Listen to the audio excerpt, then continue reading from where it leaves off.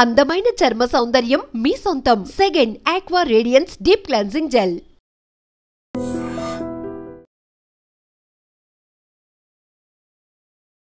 Welcome to iDream media.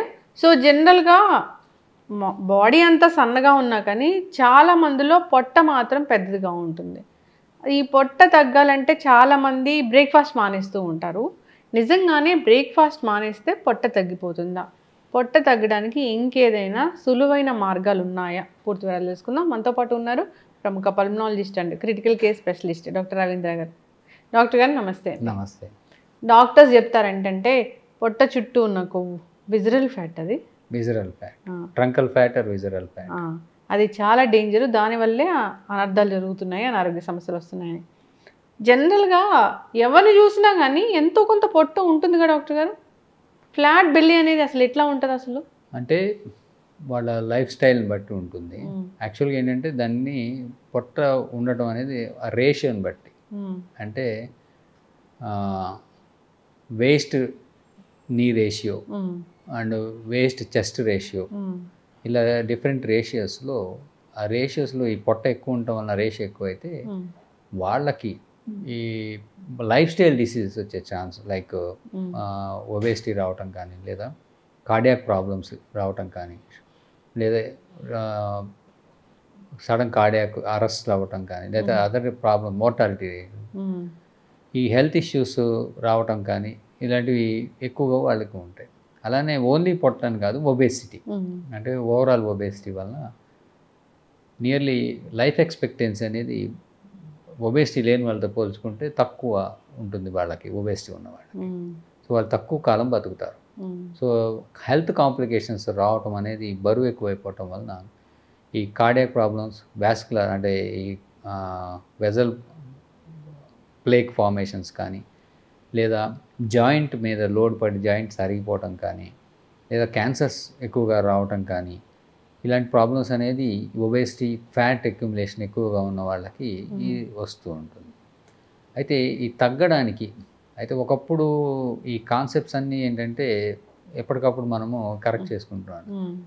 ఈ western వాళ్ళు ఏం చెప్పారంటే రాత్రంతా పొట్ట ఖాళీగా ఉంచేస్తాము, దానివలన పొద్దున్నే లేవగానే తినకపోతే మనకి ఇల్ హెల్త్ వస్తుంది, సో కంపల్సరీ బ్రేక్ఫాస్ట్ తినాలి అని చెప్పి మనకు అందరికీ బ్రేక్ఫాస్ట్ అనేది తినడం అనేది కంపల్సరీగా ఒక 20 ఏళ్ళ నుంచి వింటూ ఉన్నాం.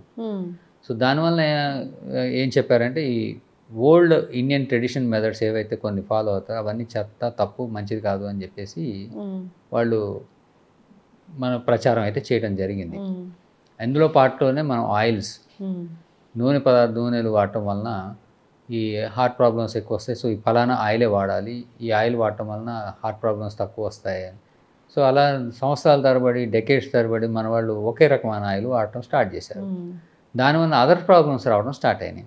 హార్ట్ ప్రాబ్లమ్స్ రావడం తగ్గలేదు అనేది ఎక్కడ పెద్ద లేకపోయినా ఈ ఎలర్జీస్ పెరిగిపోవటం, ఇన్ఫ్లమేటరీ మీడియేటర్స్ ఇన్ఫ్లమేషన్ పెరిగిపోవటం, ఒమేగా-6 బాడీలోకి అదే వెళ్ళిపోయి వాటి వలన ఇన్ఫ్లమేషన్ ఎక్కువైపోయి బ్యాడ్ ల్యూకోట్రైన్స్ అనేది, bad leukotrienes, good leukotrienes, bad ల్యూకోట్రైన్స్కి ఫీడ్ ఇచ్చేవి ఒమేగా-6, గుడ్ ల్యూకోట్రైన్స్ అని బాడీలో ఫామ్ అవుతాయి ఇన్ఫ్లమేషన్ మీడియేటర్స్లో, అవి ఒమేగా-3 అనే ఆయిల్ వలన వస్తాయి.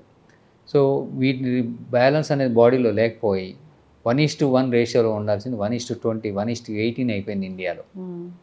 సో ఈ డిఫరెంట్ లైఫ్ స్టైల్స్ మనకి వీళ్ళు సడన్గా చెప్పడం, దానికి ఎవిడెన్స్ గురించి ఏం మాట్లాడకపోవడం అని ఇండియాలో జరిగే ప్రాబ్లమ్స్. అది ఎక్కడో ఏదో అనుకొని పక్కింటి వాళ్ళు చెప్పారు, ఎదిరింటి వాళ్ళు చెప్పారు అని ఎవిడెన్స్ ఏం పట్టించుకోరు.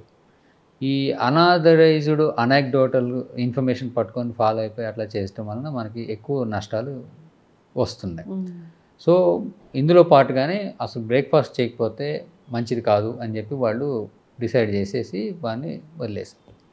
అయితే లేటెస్ట్ రీసెర్చ్ చెప్పడం ఏంటంటే ఒక వ్యక్తి ఎవరైతే ఫాస్టింగ్ అని అంటే ఉపవాసం చేస్తారో, మినిమం ఆఫ్ కొంతమంది 72 గంటలు కూడా చేస్తారు. సో మినిమం ఉపవాసం అనేది 72 గంటలు చేస్తే అలాంటి వాళ్ళకి లివర్లో ఫ్యాట్ కరిగిపోతుంది, బాడీలో ఫ్యాట్ కరిగిపోతుంది. ఇవి కాక బాడీలో ఏవైతే బ్యాడ్ సెల్స్ ఉంటాయో అవన్నీ చనిపోతాయి. దాన్ని సెల్ అపోప్టోసిస్ అంటారు. ఈ అపోప్టోసిస్ వలన ఏవైతే బ్యాడ్ సెల్స్ ప్రొడ్యూస్ అయ్యి మనకి హెల్త్ ప్రాబ్లమ్స్ వచ్చే ఛాన్స్ ఉంది, especially cancer cells. Pre cancers అపాప్టాసిస్లో చనిపోయి క్యాన్సర్ వచ్చే ఛాన్స్ చాలా తక్కువ అయిపోతుంది వాళ్ళకి. అలానే వాళ్ళకి అదర్ హెల్త్ ప్రాబ్లమ్స్ అన్నీ కూడా రికవర్ అయ్యే ఛాన్స్ ఉంటుంది. So once in a while అనేది వాళ్ళకి ఫాస్టింగ్ అంటే చేస్తే 72 గంటల దాకా ఉండటం అనేది కరెక్ట్. అది ఒకప్పుడు మన వాళ్ళు ప్రాక్టీస్ చేసేవాళ్ళు. అలానే ఈ ఉపవాసం అనేది అసలు తప్పు ఉండకూడదు, బాడీ డిప్లీట్ అయిపోతుంది, దానివల్ల పోతుంది మనిషి. యాక్చువల్గా ఉపవాసం చేసేవాళ్ళు ఎక్కువ రోజులు బతుకుతారు, క్యాన్సర్స్ అనేవి తక్కువ వస్తాయి. ఇవన్నీ రీసెర్చ్ మళ్ళీ ఇప్పుడు లేటెస్ట్ కనుక ఉపవాసం మంచిదా? ఉపవాసం అనేది చాలా మంచిది. సో దాన్ని రివర్స్లో చెప్పి వెస్టర్న్ మీడియా వాళ్ళు మనకి వెస్టర్న్ సైన్స్ అసలు తినకపోతే ప్రాబ్లం వస్తుందని చెప్పారు. దాన్ని మళ్ళీ ఇప్పుడు సడన్గా మార్చేసి ఉపవాసం చేస్తే మంచిది అని చెప్పి మళ్ళీ చెప్తున్నారు. సో మనకప్పుడు ఓల్డెన్ స్టాండర్డ్స్ గ్యాస్ట్రిక్ ఎసిడిటీ అనేది ఏంటంటే టెంపరీగా వన్స్ అదైన తర్వాత మనం ఫుడ్ ఇవ్వకపోతే గ్యాస్ట్రిక్ సెక్రెషన్స్ కూడా ఆఫ్టర్ సమ్ టైం ఆగిపోతాయి. ఫస్ట్ 6 hours 8 hours అవి కూడా ఆల్రెడీ ప్రాబ్లం ఉన్న వాళ్ళకి మంట తెలవచ్చు. సో ఓవరాల్గా ఏంటంటే అంటే ఫాస్టింగ్ 72 గంటలు అంటే నీళ్ళు అయితే తాగాలి, వాటర్ తాగుతూ చేసేది. సో చేస్తే మంచిది. అయితే బ్రేక్ఫాస్ట్ అంతకుముందు తినకపోతే ప్రాబ్లం అన్నారు. యాక్చువల్గా ఏంటంటే మనం రోజు మొత్తం మీద 2 feeds రెండు సార్లు తిన్నాము, అది ఒకసారి తిన్నా కూడా మనకు దాదాపుగా ప్రాణ ప్రమాదం అయితే రాదు. అయితే ఆ తినే తిండిలో మనం ఎన్ని కెలోరీస్ తీసుకుంటున్నాం, ఎన్ని అదర్ పోషకాలు బాడీకి లభిస్తున్నాయి అనే దాన్ని బట్టి డిపెండ్ అవుతుంది. So healthy eating unhealthy eating బట్టి కూడా ఉంటుంది. అంటే మనం చాలా తింటున్నాం కానీ బాడీకి అవసరం ఏం రాకపోవచ్చు, ఓన్లీ కెలోరీస్ వస్తాయి, దానివల్ల బాడీ ఏం బాగుపడదు. సో అలాగా కంపేర్ చేసుకుని సంపూర్ణ ఆహారం తీసుకోవడం అనేది చాలా అవసరం. దానికి వాళ్ళ ప్రాబ్లమ్స్ని బట్టి కూడా డైట్ మాడిఫికేషన్స్ ఇప్పుడు కొన్ని వస్తున్నాయి. సో అవి కూడా వాళ్ళు కన్సిడర్ చేసుకోవచ్చు. అయితే కొంతమంది ఏంటంటే ఈ ఒబేసిటీ ఉన్నవాళ్ళు కొంతమంది ఏంటంటే బాడీ తగ్గడానికి ఒక మెథడ్గా ఈ ఫ్యాట్ బర్నింగ్ అనేది ఎలా చేయొచ్చు అనే దాంట్లో ఈ ఇంటర్మీడియట్ ఫాస్టింగ్ అనేది ఒక కాన్సెప్ట్ ఉంది పాత పని. అదేంటంటే వాళ్ళు మ్యాక్సిమం టైమ్స్ మనము ఎక్కువ టైం డే మొత్తంలో బాడీకి కనుక కెలోరీస్ ఇవ్వకపోతే బాడీ అనేది ఏం చేస్తుందంటే అదర్ కెలోరీస్ని వాడుతూ పోతుంది. సో అట్లా ఒక ఈటింగ్ విండో పెట్టుకొని అదర్ టైమ్స్లో మనం తినకుండా ఉంటే ఈ బాడీని అనేది ఏంటంటే ఎనర్జీని అంతా వాడేసి మనకి ఒబేసిటీ కారకాలైనటువంటి ఫ్యాట్స్ని వాటిని కన్జ్యూమ్ చేసేస్తుంది. సో ఆ కాన్సెప్ట్ వలన ఏంటంటే రోజుకు కొంతమంది ఒకసారి తింటాం కానీ 2 సార్లు తింటాం కానీ ఆ తినే గ్యాప్ తగ్గించడం, మిగతా at least 16 hours or more than దానికన్నా ఎక్కువ తినకుండా ఉండటం అనేది ఇంకా బాడీకి ఇంకేం కెలోరీస్ ఇవ్వకపోతే నెక్స్ట్ ఆ బాడీ అంతా అలా కన్జ్యూమ్ చేస్తూ ఉంటుంది ఎనర్జీ. సో దానివల్ల ఏంటంటే మనం ఓవరాల్గా సన్నపడతాం. సో ఇది అవసరాన్ని బట్టి వాళ్ళ హెల్త్ని బట్టి చేసుకోవాల్సిన కొన్ని మాడిఫికేషన్స్. సో ఓవరాల్గా ఏంటంటే అసలు బ్రేక్ఫాస్ట్ చేయకపోతే పలానా ప్రాబ్లం వస్తుందని ఎక్కడైతే రాయలేదు. సో దాన్ని బట్టి వాళ్ళ అవసరాలను బట్టి వాళ్ళ లైఫ్ స్టైల్ని బట్టి కొంతమంది ఏంటంటే పొద్దున్నే లేవగానే వెరీ హై ఎనర్జెటిక్ వర్క్స్ చేయాల్సి ఉంటుంది. కొంతమంది పొలం పనులు చేయాలి, కొంతమంది మెట్లెక్కాల్సిన పనులు ఉంటాయి, కొంతమంది మూటలు మోయాలి. సో ఇలాంటివి ఉంటాయి. సో అలాంటి పనులు చేయాలి అనుకున్న వాళ్ళు కంపల్సరీ ఫుడ్ తీసుకోకుండా పని చేస్తే కింద పడిపోతారు, హైపోగ్లైసిమిక్. సో అదేంటంటే వాళ్ళ అవసరానికి తగ్గట్టుగా తీసుకొని వాళ్ళ రిక్వైర్మెంట్ ఏందో చూసి వాళ్ళు దాన్ని బట్టి వెళ్ళాలి. కానీ సో పర్టికులర్గా ఫిక్స్డ్గా అంటూ ఏమీ లేదు. సో అలానే తీసుకోకపోతే వచ్చే నష్టమేం లేదు, తీసుకుంటే వచ్చే కూడా నష్టమేం లేదు. సో వాళ్ళ లైఫ్ స్టైల్ని బట్టి వాళ్ళ రిక్వైర్మెంట్ని బట్టి వాళ్ళు డిసైడ్ చేసుకుంటే సరిపోతుంది. పొట్ట తగ్గించుకోవడం అనేది ఖచ్చితంగా చేయాల్సిందే. ఎస్, ట్రంకల్ ఒబేసిటీ అనేది ఉండకూడదు. పొట్ట అంటే బాణ పొట్ట అంటే పాట్ బెల్లీ ఆల్వేస్ అసలు ఉండకూడదు. అక్కడ ఎంత ఫ్యాట్ అక్యుములేట్ అయితే అంత directly proportional to heart problems or heart attacks and directly proportional to other complications. So truncal obesity అనేది ఎంత తక్కువ ఉంటే అంత మంచిది. సో దీనికి డైట్ ఒక్కటే కుదరదు, ఎక్సర్సైజ్ కూడా చేయాల్సి ఉంటుంది ఇందులో పాటు. అంటే ఎక్సర్సైజ్ అంటూ చేస్తే మనకి ఎక్సెస్ కెలోరీస్ అనేది కన్జ్యూమ్ అయిపోతాయి, ఆ బాడీకి ఉన్న ఎనర్జీ సోర్స్ వాడేస్తే అది రిజర్వ్ ఉండదు.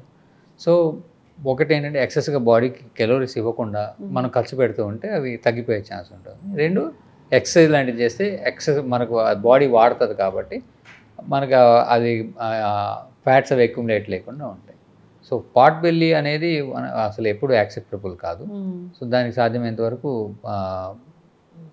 అవాయిడ్ చేసుకోవడానికి సగం చర్యలు తీసుకోవాల్సింది. ఫాస్టింగ్ మంచిదే, ఫాస్టింగ్ ఎవరైనా చేయొచ్చు.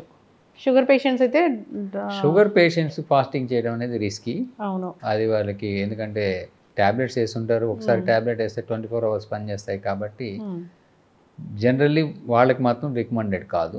సో ఎవరైతే టాలరేట్ చేస్తారో మోడరేట్ లెవెల్లో ఉంది, ట్యాబ్లెట్స్ వేసి తినకున్న వాళ్ళకి హైపోగ్లైసిమియా అలాంటి వాళ్ళు చేసుకోవచ్చేమో, కానీ షుగర్ వాళ్ళు ఫాస్టింగ్ చేయొచ్చు అనేది ఎక్కడా లేదు. బట్ నార్మల్ పీపుల్ అంటే హెల్దీ పర్సన్స్ ఎవరైతే ఒబేసిటీ అదర్ ప్రాబ్లమ్స్ జనరల్ హెల్త్గా ఓవరాల్గా ఫాస్టింగ్ చేసేవాళ్ళు చేసుకోవచ్చు. బెల్లీ ఫ్యాట్ తగ్గించుకోవాలి, జాగ్రత్తలు తీసుకోవాలి, పెరగకుండా చూసుకోవాలి. దీనివల్ల అనారోగ్య సమస్యలు వస్తున్నాయి కాబట్టి అసలు రాకుండా చూసుకోవడమే ప్రధానం. ఒబేసిటీ ఎక్కువ అయితే హార్ట్ ప్రాబ్లమ్స్, రెస్పిరేటరీ ప్రాబ్లమ్స్ కూడా వస్తాయి. వాళ్ళనే మేము ఎక్కువ చూస్తాం. ఒబేసిటీలో ఆయాసం రావటం, అవును, తర్వాత బ్రీతింగ్ డిఫికల్టీతో పాటు వాళ్ళకి స్నోరింగ్ అనేది వస్తుంది, గురక, తర్వాత కాన్సన్ట్రేషన్ ప్రాబ్లమ్స్, అదర్ ప్రాబ్లమ్స్ అన్నీ వస్తాయి. సో వీటితో పాటు బీపీ పెరగడం, షుగర్ రావటం, డయాబెటీస్ అనేది ఒబేసిటీకి డయాబెటీస్కి చాలా లింక్ ఉంటుంది. సో షుగర్ అనేది ఒబేసిటీతో పెరిఫరల్ ఇన్సులిన్ రెసిస్టెన్స్ ఎక్కువైపోవటం వలన వాళ్ళకి షుగర్ వచ్చేస్తుంది. సో ఇవన్నీ చాలా అనర్థాలు ఉన్నాయి కాబట్టి డెఫినెట్లీ ప్రతి సిస్టమ్ ఎఫెక్ట్ అయ్యే ఛాన్స్ ఉంది. జాయింట్స్ ఎఫెక్ట్ అవుతాయి, మజిల్స్ ఎఫెక్ట్ అవుతాయి. మజిల్ ఉండవు, లావు ఉంటారు కానీ కండరాలు ఉండవు, ఫ్యాట్ ఉంటుంది వాళ్ళకి. సో అట్లానే హార్ట్ ప్రాబ్లమ్స్ వస్తాయి, రెస్పిరేటరీ ప్రాబ్లమ్స్ వస్తాయి, స్నోరింగ్ ప్రాబ్లమ్స్ వస్తాయి, అదర్ రిలేటెడ్గా అన్నీ వస్తుంటాయి కాబట్టి బెటర్ టు అవాయిడ్ ఒబేసిటీ. చక్కటి ఇన్ఫర్మేషన్ డాక్టర్ గారు. పొట్ట తగ్గించుకునే ప్రయత్నాలు చేయాలని కోరుకుందాం. హెల్దీ ఫుడ్స్ మంచి ఫుడ్స్ తీసుకోవాలి, ఆరోగ్యాన్ని ఇచ్చే ఫుడ్స్ తీసుకోవాలి. సో ఏదైతే పిజ్జా, బర్గర్ ఇలాంటివి ఉంటాయో హై క్యాలరీ ఫుడ్స్ అవి తీసుకోకూడదు. ఇన్ దిస్ రిగార్డ్గా యాక్చువల్లీ ఏంటంటే ఒబేసిటీ అనేది ఒక పాండమిక్. అంటే మనకి 50 years 100 years బ్యాక్ చూసుకుంటే ఇండియాలో ఒబేసిటీ లేదు. సో వెస్టర్న్లో ఒబేసిటీ స్టార్ట్ అయింది. వాళ్ళకి హెవీ, ఎవరిని చూసినా obesity, majority of people are obese, overweight. ఇప్పుడు ఇండియాకు కూడా ఆ పరిస్థితి వచ్చే ఛాన్స్ ఉంది, ఎందుకంటే ఆహారపు అలవాట్లు మారిపోయినాయి.